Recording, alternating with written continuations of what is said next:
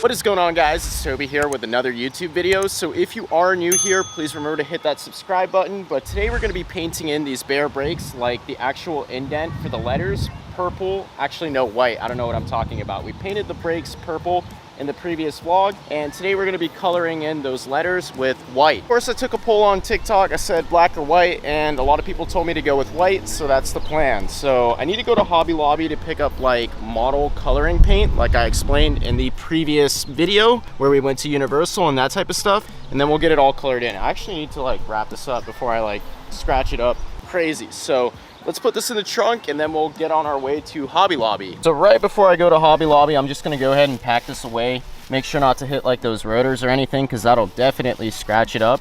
We do need to do like the full install of the brakes with the rotors, the calipers, basically bleed out the entire system. Oh yeah, you see that right there? I'm scratching them up on the rotors, just like I had suspected, but I have to do all of that pretty soon. I just need to find time to go to like Aiden's house or someone's house where I can do it, because obviously they won't let me do it at the apartment here. Every time I do something, they throw a fit. So we'll be dipping out of here to do that at someone else's house, or possibly like a garage or something like that. I don't know, I have to figure something out. But in Gainesville, it's not a problem. I hope I didn't scratch up that caliper too bad. But here's a little update on Sully. So as you guys may know, and if you're keeping up with the latest videos, I did put these new tires on here. They no longer rub. We did a whole bunch of road testing and that type of stuff. So that problem is fixed. I'm gonna take touch-up paint. I'm not gonna get this done professionally and just like touch it up. Hopefully that'll just be enough. But I did put new white side markers on here, so they look absolutely sick. Like if I remote start the car, you'll see exactly what I'm talking about. So let's give it 2 beeps and let's get it started. Yeah, they're super bright.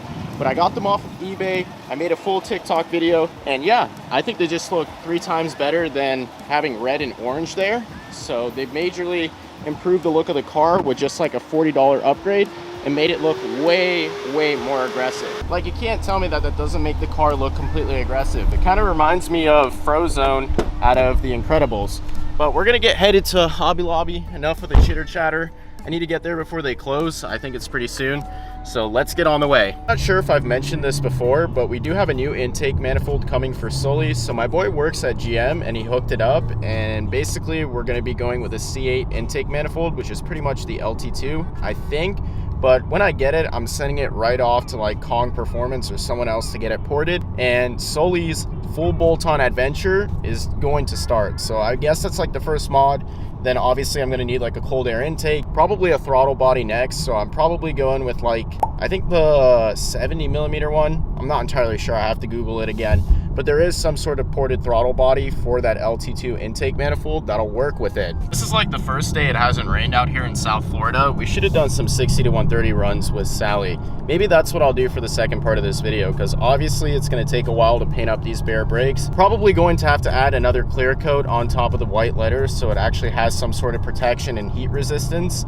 And then it'll probably be set, but honestly that's going to be a long process, but not long enough for a full vlog. So I might take Sally out for some Mexico hits, 60 to 130. We're aiming for like 6 seconds now on E85. Just got to Hobby Lobby. I'm gonna go inside and grab that paint. It's basically, like I was explaining earlier, the same paint that you would use on a model car. So it's like very, I don't know how to explain it, like very thin, and you use a syringe and you put it in the actual like crevices of where it says Baer brakes, and it'll fill it up with white and it'll look super good. Probably gonna have to grab some clear coat while I'm here too. So I need the full list. I can't forget anything. I always forget one thing. I had to take a quick break. I think I was supposed to be filming in the bathroom, but this is the paint I think I need. So Testors metallic enamel paint. Let's go get it. I think I'm gonna go with these. They were out of white, so it's kind of unfortunate. We have to go with black. I think that's a little bit bland, but maybe it'll match the car a little bit better because it has black accents all over. And hopefully this is enough, but I think I have a syringe at home so we can get this done. This is exactly why I always liked Hobby Lobby. So check this out. Visible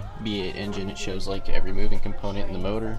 And they have all these cars. I would build the planes like crazy though. Like whenever I would come here with my parents, I'd be like, get me a plane so I can build it. It's so sick, but we're good now.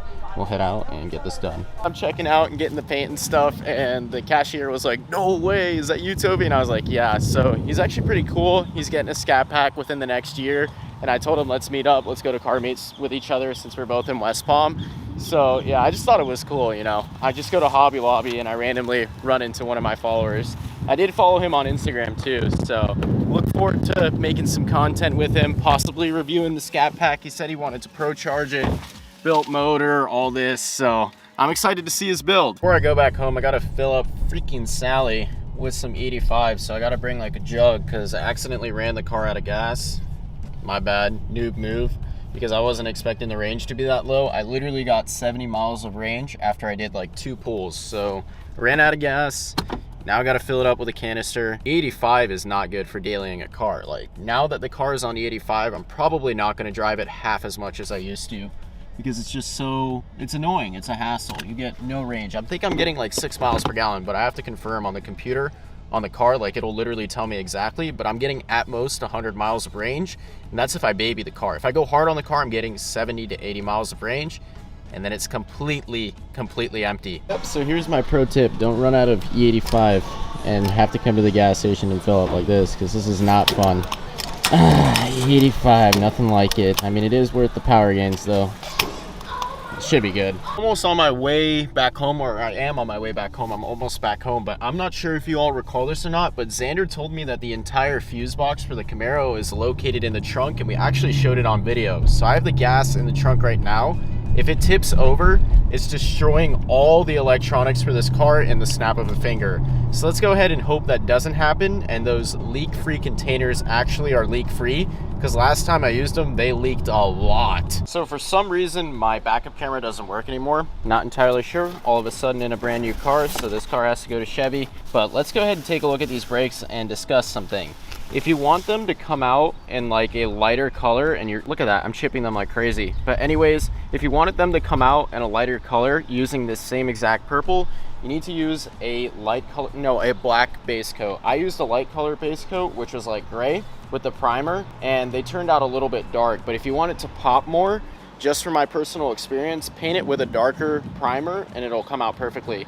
I can't believe I chipped it that bad. It must have hit the rotor. And I mean, it's not really a big deal, but that's kind of annoying because I just did this. Actually, I had to make a quick Walmart run to pick up some syringes, so they thought it was really weird. I guess they thought I was shooting up or something. I'm just kidding, boys. I'm natty. But I got started on doing it right here with the syringe, and I think the syringes are just way too big, so it started pouring out paint like crazy. And as you can see, the B and the A are completely messed up. But now I figured out a more efficient way to do it, and that's by using like a pencil. So I dab the pencil in the paint and I barely paint over it, and it comes out perfectly. But I had to mess up the B and A to figure that out.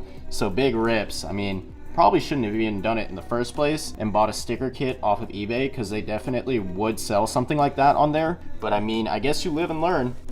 So I kind of messed it up. I think I'm doing more harm than good here, but this is the method that I'm talking about. My hands are not steady enough for painting. I should have asked my sister to help me out.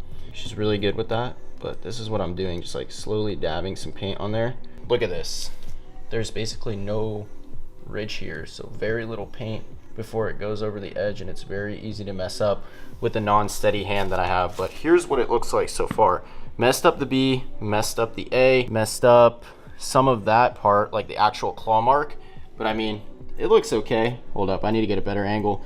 It looks okay. It's hard to record myself and do this at the same time. I really wish that I didn't mess up that first go around, but I guess you live and you learn, and I had to mess up to learn my lesson as to how to properly do this. But yeah, this one's coming out really nice. I wish I could have done the same for the other. And unfortunately, the paint here is like oil-based, like they're both oil-based, so you have to literally melt off all the paint to restart the whole thing, or else you can't get it off. It's not like you can just put some alcohol on it and all of the problems will disappear. I was painting the brakes and the fire alarm went off in the apartment. I have both cats in my bag. So everyone had to get out. We went down the stairwell. This is crazy. I'm just trying to paint my brakes. The fire department is here, so I don't know what's going on. We'll see. Yeah, so there's really no update yet. I'm just trying to go back up there and finish up the job. Definitely gonna have to clear that because I know it's gonna melt off or get hit by one little paint chip and it's done. So kind of wish I didn't mess up that one side. Can't do anything about it now. I'd have to literally repaint the entire brakes. I'm curious to see as to what happened with this, because probably not good that they're here this long. Little update, it was just a false alarm, but here's one last look at the final result. So as you can see, this one turned out a lot better. I wish I knew that technique before, but now I know for next time, so I'll do it flawlessly. But I'm not entirely sure what else we can do within this vlog. Probably gonna take Sally out to Tijuana, but the cops gotta chill out and maybe we'll test out some hits like 60 to 130 on E85 because I haven't done that yet. So we'll play it by what I do tomorrow, and we're gonna keep it entertaining. So I'll see you all the next day. Morning everyone, so it's the next day and I think we're gonna do some pulls in Sally. Like the brakes are all done, it dried out and everything. I'm gonna put them on Sally probably when I get back from the Galapagos because we're going on a family vacation. Hold up, I gotta change gears, but I definitely need to do some rips in Sally. I just wanna know what the 60 to 130 time is, but I'm really sketched out about doing it right now in Tijuana because like there's so many cops and I don't know if it's worth it. Maybe I'll have to do it at night. If I don't do it, then we'll do something else, obviously. I think we might install that GT500 rear valence on Sally instead, if I can't do it. Anyways, before we go to Mexico, I was curious to see if the car would hook in second gear on these tires, so we're gonna try it out. I don't think it's gonna hook. I think it's gonna blow the freaking tires off big time, but we'll see. Alright, I'm gonna ease into it because I already know what's gonna happen. Yeah, there you go. There's your answer. I redlined like crazy in 2 seconds. Oh my god, this car does not hook unless it's on a straight R. I hit the limiter. Bam, bam, bam. Because it just spun instantly. So as you guys probably saw, I did a pull in Mexico, or tried to in second gear. Like I eased to 2000 and then I hit it. Completely blew the tires off. So I don't even know if I'm gonna hook in 60 to 130 because I might just like literally spin all the way to top of third gear like I did that one time when I was data logging. It's really not worth it because if I jam the next gear, I don't know, it's just sketchy. Like the car will catch traction when it's halfway sideways, and that's just not a good idea ever, you know, because I mean, let's just think about it. If it's fishtailing top of third gear, I jam fourth gear and it hooks all of a sudden while it's sideways, that's not a good outcome. Or outcome number two, you don't go sideways, you freaking break the trans because you shock it with all that power at one time. So if I'm spinning like that, I'm not gonna risk it. There's risk and reward. Sometimes it's not worth it, you know. Where is the reward in that? Just to get a time if I hook one time. So if I spin, we're gonna have to wait for the Mickey Thompson Street R set up on my beadlocks. And I mean, that's just what it is, you know. I'm not gonna risk it.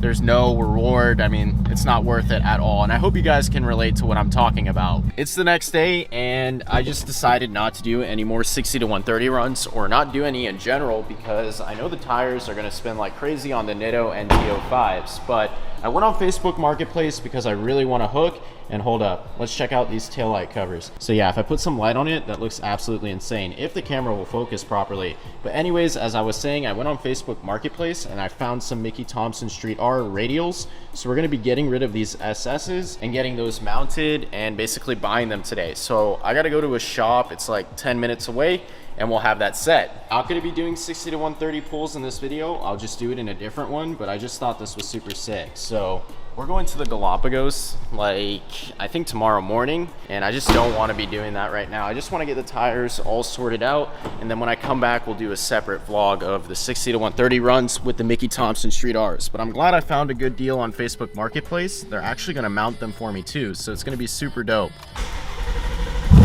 85 starts, man. Many of you guys are wondering, the SS do kind of like a semi-decent job when you're making below 700 wheel horsepower or right around 700 wheel. Like you'll hook with no problem in first gear even, because I had no issue with that. But the second you go above like 750 wheel, you just roast them like crazy. And as you can see, I daily drove on them.